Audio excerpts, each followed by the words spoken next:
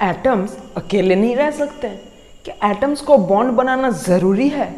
क्या एटम्स पे कोई प्रेशर डाल रहा है? क्या है असली वजह? एटम्स क्यों बॉन्ड बनाना चाहते हैं? चलिए इसे पता करते हैं। Hello everyone, welcome to my YouTube channel. आज हम लोग ये पता करेंगे कि आखिर एटम्स वो केमिकल बॉन्ड बनाते क्यों हैं। क्या मजबूरी है एटम्स का? क्या आपने कभी सोचा है कि इस दुनिया में अब तक बस 118 एलिमेंट्स ही बस डिस्कवर हुए हैं, चाहे वो नेचुरली हो या आर्टिफिशियली हो, लेकिन उन्हीं 118 एलिमेंट्स से हम लोगों के आसपास लाखों करोड़ों चीज़ हम लोग को दिखती है। जिस बिल्डिंग पे आप रहते हैं, जो पानी आप पीते हैं, जिस ऑक्सीजन के सहारे आप सांस लेते हैं, यहाँ तक कि हम लोग का जो बॉडी भी बना है वो भी एक केमिकल बॉन्ड के कारण ही बना है। एटम्स के बीच में केमिकल बॉन्ड बनता क्यों है, इसे जानने से पहले हम लोग को ये पता करना पड़ेगा कि आखिर एक बॉन्ड क्या होता है।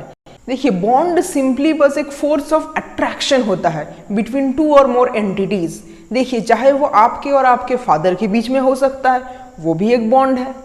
चाहे आपके और आपके मदर के बीच में हो सकता है, वो भी एक टाइप ऑफ बॉन्ड है। चाहे आपके और आपके गर्लफ्रेंड या बॉयफ्रेंड के बीच में भी हो सकता है, वो भी एक टाइप ऑफ बॉन्ड है। और यदि ये बॉन्ड दो केमिकल स्पीसीज के बीच में हो गया, तभी हम लोग उसको क्या बोलेंगे? Chemical bond. अब चलिए हम लोग वन बाय वन पता करते हैं कि आखिर एटम्स बॉन्ड क्यों बनाते हैं। देखिए, केमिकल बॉन्ड जो होता है वो मेनली टू टाइप्स के होते हैं। एक है कोवैलेंट बॉन्ड और एक है आयोनिक बॉन्ड। इसके अलावे भी और भी कुछ तरीके के केमिकल बॉन्ड होते हैं, जैसे कि हम लोग के पास है hydrogen bonding, coordinate bonding. Coordinate bonding को हम लोग कोवैलेंट बॉन्ड के अंदर इंक्लूड कर रहे हैं, कोऑर्डिनेट बॉन्ड को। और होता है हम लोग के पास van der Waals forces of attraction. अब हम लोग सबसे पहले आयनिक बॉन्ड को देखेंगे। देखिए, आयनिक बॉन्ड में क्या होता है, इसमें एक ऐसा बॉन्ड बनता है, कैसा? ए और बी के बीच में जो बॉन्ड बनता है उसमें क्या होता है, ए के पास होता है पॉजिटिव चार्ज, बी के पास होता है नेगेटिव चार्ज। इन दोनों के बीच में एक फोर्स ऑफ अट्रैक्शन लगता है, जिसको हम लोग क्या बोलते हैं? Ionic bond. अब देखिए, इसमें क्या होता है, जो ये ए है ये जनरली हम लोग को क्या दिखता है, ये होता है कोई मेटल। और जो ये बी है ये क्या होता है, जनरली ये कोई एक नॉन मेटल होता है। आयनिक बॉन्ड का जो सबसे अच्छा एग्जाम्पल है वो है जो हम लोग नमक खाते हैं, कॉमन सॉल्ट, NaCl। NaCl में क्या होता है, आयनिक बॉन्ड बनता है। वो कैसे बनेगा? देखिए, सबसे पहले आप देखिए, ये है हम लोग के पास सोडियम एटम। अब सोडियम का इसका कॉन्फ़िगरेशन क्या है, इलेक्ट्रॉनिक कॉन्फ़िगरेशन? वो होता है फर्स्ट सेल में 2 इलेक्ट्रॉन्स, नेक्स्ट सेल में 8 इलेक्ट्रॉन्स और उसके बाद वाले सेल में 1 इलेक्ट्रॉन। और क्लोरीन का क्या होता है इलेक्ट्रॉनिक कॉन्फ़िगरेशन? 2, 8 and 7। अब देखिए, यहाँ पर आता है किसका रोल? वो आता है ऑक्टेट रूल। ये बहुत ही इंपॉर्टेंट है ये बताने के लिए कि आखिर एटम्स बॉन्ड क्यों फॉर्म करते हैं। उसका एक बहुत इंपॉर्टेंट ये रूल है, वो है ऑक्टेट रूल। हालांकि इसके कई एक्सेप्शंस है, लेकिन ये बहुत हेल्पफुल है बताने के लिए कि एटम्स क्यों बॉन्ड बनाएंगे। तो ऑक्टेट रूल के अकॉर्डिंग क्या है कि जो हम लोग के पास वैलेंस शेल होता है, जो किसी भी एक एटम का वैलेंस शेल होता है, उसमें कितने इलेक्ट्रॉन्स होने चाहिए? उसमें होने चाहिए 8 इलेक्ट्रॉन्स, तभी क्या होगा, वो स्टेबल हो। तो उस हिसाब से देखिए, ये हम लोग के पास सोडियम का क्या है 281, तो उसका आउटर मोस्ट शेल में कितने हैं 1 इलेक्ट्रॉन। पर सोडियम को क्या चाहिए, 8 इलेक्ट्रॉन चाहिए। अब या तो सोडियम क्या कर सकता है, इस 1 इलेक्ट्रॉन को किसी को दे सकता है, या तो क्या कर सकता है 7 इलेक्ट्रॉन किसी से ले सकता है। अब आप ही सोच के देखिए कि कौन सा ज्यादा आसान है, 1 इलेक्ट्रॉन देना या 7 इलेक्ट्रॉन लेना। ऑब्वियसली 1 इलेक्ट्रॉन देना बहुत आसान होगा, तो सोडियम क्या करता है, अपने इस 1 इलेक्ट्रॉन को दे देता है। किसको देता है? क्लोरीन को दे देगा। तो यदि देखिए क्या होता, अब क्या होता है कि प्रोटॉन क्या होता है, पॉजिटिव चार्ज्ड, और इलेक्ट्रॉन क्या होता है, नेगेटिवली चार्ज्ड। अब यदि 1 इलेक्ट्रॉन सोडियम अपना दे देगा तो उसका एक नेगेटिव चार्ज तो घट जाएगा, तो सोडियम के ऊपर क्या बनेगा, एक पॉजिटिव चार्ज बनेगा। अब देखिए, जो क्लोरीन है, क्लोरीन का क्या कॉन्फ़िगरेशन है 2, 8 and 7। अब क्लोरीन को भी क्या चाहिए, ऑक्टेट रूल के हिसाब से उसको भी 8 इलेक्ट्रॉन चाहिए।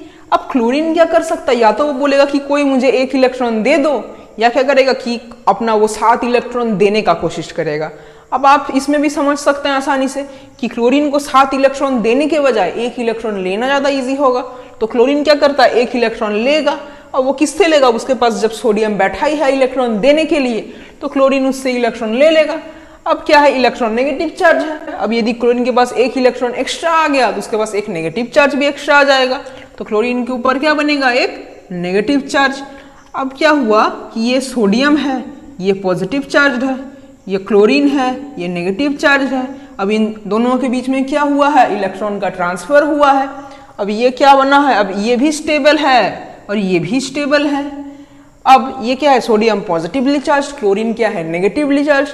आप लोगों को पता है कि पॉजिटिव चार्ज और नेगेटिव चार्ज अच्छे से अट्रैक्ट करते हैं, तो उसी के कारण क्या बनेगा, इन लोगों के बीच में एक बॉन्ड बन जाएगा। इसी तरीके से ऑक्टेट रूल के अकॉर्डिंग हम लोग और भी कई सारे एग्जाम्पल लिख सकते हैं, जैसे कि देखिए KCl, फिर दिखेगा हम लोग को KBr, NaBr, और क्या दिखेंगे आपको CaF2। ऐसे बहुत सारे हजारों एग्जाम्पल्स, लाखों एग्जाम्पल्स हम लोग को दिख सकते हैं किससे, आयनिक बॉन्ड से। अब हम लोग देखते हैं कि आखिर कोवेलेंट बॉन्ड क्यों फॉर्म होता है। अब हम लोग देखते हैं कि कोवेलेंट बॉन्ड क्यों बनता है। ये बात तो आपको पता ही होगा कि हम लोग का जो पीरियोडिक टेबल है उसका जो लास्ट ग्रुप है, ग्रुप 18, उनके जो एटम्स है उनको हम लोग क्या बोलते हैं, नोबल गैस या इनर्ट गैस। क्यों, क्योंकि वो बहुत स्टेबल होते हैं। वो कौन कौन सा है, helium, neon, argon, krypton, xenon and radon. इनमें से देखिए ये जो आपके पास 5 है, इनके वैलेंस शेल में कितने इलेक्ट्रॉन्स होते हैं, 8। और बस हीलियम के वैलेंस शेल में कितने इलेक्ट्रॉन्स होते हैं, 2। तो जब साइंटिस्ट को ये पता चला कि ये बहुत ही स्टेबल एटम्स है और ये आसानी से रिएक्ट करते ही नहीं है, तब उनके दिमाग में ये आया कि ऑक्टेट रूल का कंसेप्ट लाते हैं। ऑक्टेट रूल के अकॉर्डिंग यदि किसी एटम के वैलेंस शेल में 8 इलेक्ट्रॉन्स हो जाते हैं तो वो स्टेबल हो जाता है। और बस हीलियम में क्या रूल फॉलो होता है, डुप्लेट रूल फॉलो होता है हीलियम और हाइड्रोजन के लिए। तो अब देखिए हम लोग बात करते हैं कि कोवेलेंट बॉन्ड क्यों बनता है। इसका जो बेस्ट एग्जाम्पल है, जो सबसे सिंपलेस्ट एग्जाम्पल है, वो किसका है, H2 मॉलिक्यूल का। एक और एग्जाम्पल हम लोग ले सकते हैं, O2 मॉलिक्यूल, ऑक्सीजन, जिससे आप लोग सांस लेते हैं। और इसका हम लोग एग्जाम्पल ले सकते हैं H2O मॉलिक्यूल, पानी। कोवेलेंट बॉन्ड में क्या होता है, कंप्लीट ट्रांसफर ऑफ इलेक्ट्रॉन नहीं होता है, बल्कि इसमें क्या होता है, sharing of electrons. Di hydrogen H2 molecule में क्या है, एक हाइड्रोजन है और एक हाइड्रोजन है, दोनों के वैलेंस शेल में एक एक इलेक्ट्रॉन ही होगा। हाइड्रोजन का क्या कन्फिगरेशन होता है, 1s1। अब इसमें क्या है कि इस हाइड्रोजन को भी चाहिए एक और इलेक्ट्रॉन ताकि ये अपना डुप्लेट पूरा कर ले, हीलियम जैसा। इस हाइड्रोजन को भी चाहिए अपना एक और इलेक्ट्रॉन, लेकिन इन दोनों में से कोई नहीं देना चाहता है, सब बस लेना चाहते हैं। तो उसके लिए क्या हो गया, इन दोनों के बीच में समझौता हुआ। ये बोला ना तेरा ना मेरा, हम लोग शेयर कर लेते हैं। तो इसमें क्या हुआ, इस हाइड्रोजन का भी डबलेट पूरा हो गया, इस हाइड्रोजन का भी डुप्लेट पूरा हो गया। और फिर ये जो शेयर हुआ इसके कारण इन दोनों के बीच में एक बॉन्ड बन गया। इससे फिर क्या हो गया, ये H2 मॉलिक्यूल और ये स्टेबल हो गया। अब बात करते हैं हम लोग O2 डाई ऑक्सीजन मॉलिक्यूल का। इसमें देखिए क्या है, एक ऑक्सीजन के पास कितने होंगे वैलेंस इलेक्ट्रॉन्स, 6। और सेकेंड ऑक्सीजन के पास भी कितने वैलेंस इलेक्ट्रॉन्स होंगे, 6।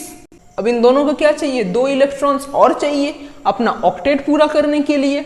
लेकिन इन दोनों में भी कोई देना नहीं चाहता है, दोनों लेना चाहते हैं। तो इनमें भी क्या हो गया, शेयरिंग हो गया। क्या हो गया, शेयरिंग ऑफ इलेक्ट्रॉन्स। अब उसके कारण इनमें क्या बन जाएगा, एक डबल बॉन्ड बन जाएगा। इसमें क्या था, सिंगल बॉन्ड, इसमें क्या था, डबल बॉन्ड। और इन सबका क्या हो गया, ऑक्टेट कंप्लीट। देखिए इस ऑक्सीजन का कैसे 1 2 3 4 5 6 7 8, ऐसे इसका भी ऑक्टेट कंप्लीट हो गया। तो ये भी क्या बन गया, स्टेबल बन गया। अब हम लोग देखते हैं वाटर मॉलिक्यूल का। इसमें क्या है, एक है ऑक्सीजन और 2 है हम लोगों के पास हाइड्रोजन। अब हाइड्रोजन के पास तो एक ही इलेक्ट्रॉन्स है, एक ही इलेक्ट्रॉन है। और ऑक्सीजन के पास कितने होते हैं, वैलेंस शेल में 6 इलेक्ट्रॉन्स। तो उसको हम लोग ऐसे रिप्रेजेंट करेंगे। अब ऑक्सीजन को चाहिए अपना क्या, ऑक्टेट कंप्लीट। उसके लिए उसको क्या चाहिए, 2 इलेक्ट्रॉन्स चाहिए। और हाइड्रोजन को भी 1 इलेक्ट्रॉन चाहिए अपना डबलेट कंप्लीट करने के लिए। तो इसमें क्या होता है, इनके बीच में भी क्या होता है, शेयरिंग। इससे देखिए इसका कंप्लीट हो गया, इस हाइड्रोजन का भी कंप्लीट हो गया और इस ऑक्सीजन का भी ऑक्टेट कंप्लीट हो गया। तो ऐसे बनता है वाटर मॉलिक्यूल। यदि आपको लुईस डॉट स्ट्रक्चर्स के बारे में और डिटेल्स में जानना है तो आप ये वीडियो जरूर देखिए। देखिए अब तक जो हमने ये देखा कि एटम्स केमिकल बॉन्ड इसीलिए बनाते हैं ताकि उन लोगों को स्टेबिलिटी मिले। पर क्या आपने सोचा है कि आखिर एटम को स्टेबिलिटी चाहिए क्यों? इसका आंसर बहुत सिंपल है। हम सभी लोग अपने लाइफ में सेटल होना चाहते हैं और हम लोग स्टेबिलिटी पाना चाहते हैं अपने लाइफ में। पर क्या एटम्स के पास ये अधिकार नहीं है कि वो स्टेबल बने? क्या उनको स्टेबिलिटी नहीं चाहिए? बिल्कुल चाहिए। पर एटम्स को ये स्टेबिलिटी मिलता कैसे है? एटम को ये स्टेबिलिटी इसीलिए मिलता है क्योंकि वो अपना कुछ एनर्जी रिलीज कर देते हैं। क्या होता है? एटम्स इसीलिए बॉन्ड बनाते हैं ताकि कुछ एनर्जी रिलीज हो, उनका पोटेंशियल एनर्जी डिक्रीज होता है और तभी उनको स्टेबिलिटी मिलता है। इस बात को हम लोग ऐसे समझ सकते हैं कि सोचिए कि ये कोई पहाड़ की एक कोई चोटी है, अब इसके ऊपर एक एटम है। अब इस एटम को यहाँ पर देखिए कि इसका हाइट बहुत ज़्यादा है तो इसका पोटेंशियल एनर्जी भी बहुत ज़्यादा होगा, लेकिन ये यहाँ पर स्टेबल थोड़ी ना है। यदि ये इतना ऊपर है, इसको दिख रहा है कि नीचे इतना ढलान है, तो ये नीचे ही जाना चाहेगा। तो ये एटम क्या करता है? ये नीचे आना चाहेगा। जब ये नीचे आ जाएगा तो इसका पोटेंशियल एनर्जी भी घट जाएगा और तभी इसको क्या मिलेगा? स्टेबिलिटी। इसका एक अच्छा एग्जाम्पल है कि जो रिवर्स होते हैं वो क्या करती हैं? एक ही डायरेक्शन में फ्लो करती है। वो कहाँ से? कि ऊंचे हाइट से नीचे हाइट तक फ्लो करती है। वो कभी उल्टा थोड़ी ना जाता है कि हम लोग के पास प्लेन से हम लोग के पास पहाड़ तक चढ़ गया। वो हमेशा क्या करते हैं कि पहाड़ से प्लेन लैंड पर आती है। एटम्स क्यों बॉन्ड बनाते हैं और उस बॉन्ड फॉर्मेशन के कारण पोटेंशियल एनर्जी डिक्रीज कैसे होता है, ये सब बेस्ट एक्सप्लेन होता है किससे? क्वांटम केमिस्ट्री से। लेकिन क्वांटम मैकेनिक्स के जो फॉर्मूला होते हैं, श्रोडिंगर इक्वेशन वगैरह, वो बहुत लेंदी होते हैं। उन सब में हम लोग नहीं जाने वाले हैं। हम लोग बस सिंपल लेमैन लैंग्वेज में इसको समझने वाले हैं कि ये कैसे होता है। देखिए जो सबसे हम लोग के पास सिंपलेस्ट एग्जाम्पल है वो क्या है? H2 मॉलिक्यूल में। अब H2 मॉलिक्यूल में क्या होता है? एक हाइड्रोजन और एक हाइड्रोजन के बीच में बॉन्ड बनता है। अब देखिए ये तो आपको पता ही होना चाहिए कि यदि कोई एटम है और उसके सेंटर में क्या होता है? न्यूक्लियस, और उसके जो ये चारों तरफ इलेक्ट्रॉन्स होते हैं उसको हम लोग ओवरऑल क्या बोलते हैं? Electron cloud. अब देखिए इस H2 मॉलिक्यूल में क्या होता है? एक हाइड्रोजन है, दूसरा हाइड्रोजन है, इसका इलेक्ट्रॉन क्लाउड और इसका इलेक्ट्रॉन क्लाउड ओवरलैप करता है और तभी क्या बनता है? बॉन्ड बनता है। अब इस चीज को कि जब इनका बॉन्ड बनता है तब इनमें क्या होता है? पोटेंशियल एनर्जी रिलीज होता है। ये हम लोग किसके थ्रू एक्सप्लेन कर सकते हैं? वो है मोर्स पोटेंशियल कर्व के थ्रू, जो कुछ ऐसा खतरनाक सा दिखता है। लेकिन अब इसको हम लोग सिंपल वे में समझेंगे। देखिए इस कर्व में क्या होता है? एक एक्सिस के अलोंग होता है एनर्जी, जो हम लोग को ये बताएगा कि पोटेंशियल एनर्जी कब रिलीज होगा, कितना रिलीज होगा। और दूसरी तरफ क्या है? डिस्टेंस, जो क्या है? ये जो दो एटम्स हैं इनके बीच का डिस्टेंस। अब सोचिए यदि ये r है, ये बहुत ज्यादा है, मतलब क्या है कि दो जो एटम्स है उनके बीच का डिस्टेंस बहुत दूर है। तो क्या होगा? उनके बीच में एक तो फोर्स ऑफ अट्रैक्शन होगा ही, तभी ना बॉन्ड बनेगा। तो क्या होगा? ये सोचिए एटम्स बहुत दूर दूर हैं। अब क्या होगा? जैसे जैसे ये रेडियस डिक्रीज होता जाएगा वैसे वैसे उनके बीच में फोर्स ऑफ अट्रैक्शन भी बढ़ता जाएगा, और जैसे ही वो फोर्स ऑफ अट्रैक्शन बढ़ेगा तो उनका एनर्जी भी उनका धीरे धीरे डिक्रीज होना चालू होगा। अब सोचिए ऐसे ऐसे आया, ये डिक्रीज होना चालू हो रहा है। अब जैसे ही ये इस पॉइंट पे आएगा, यहाँ पर क्या होगा? ये जो दो एटम्स है इनके इलेक्ट्रॉन क्लाउड्स क्या करेंगे? ओवरलैप करेंगे, और इसी पॉइंट में क्या होता है? लोएस्ट पोटेंशियल एनर्जी होता है। और इसी लेंथ को, जो ये डिस्टेंस है, ये है हम लोग के पास ओरिजिन 0, तो ये जो डिस्टेंस है इसी को हम लोग क्या बोलते हैं? Bond length. क्या होता है ये? बॉन्ड लेंथ किसी एक मॉलिक्यूल का। जब क्या होगा? उसका पोटेंशियल एनर्जी लोएस्ट होगा, और उस डिस्टेंस को हम लोग क्या बोलते हैं? Bond length. अब देखिए यदि इसके फर्दर जाएगा, मतलब इनके बीच का डिस्टेंस और डिक्रीज हो जाएगा, और डिक्रीज होगा, मतलब सोचिए कि ये कुछ ऐसा ऐसा बन जाएगा डिक्रीज होते होते। तब इसमें क्या होगा? देखिए मैंने आपको ये पहले भी बताया है कि क्या होता है? दो एटम्स के बीच में अट्रैक्शन भी होता है, रिपल्शन भी होता है। अट्रैक्शन किस किस के बीच में होता है? इस एटम का न्यूक्लियस, इसका इलेक्ट्रॉन, इस एटम का न्यूक्लियस, इसका इलेक्ट्रॉन। और रिपल्शन किस किस के बीच में होता है? इसका इलेक्ट्रॉन, इसका इलेक्ट्रॉन, इसका न्यूक्लियस, इसका न्यूक्लियस।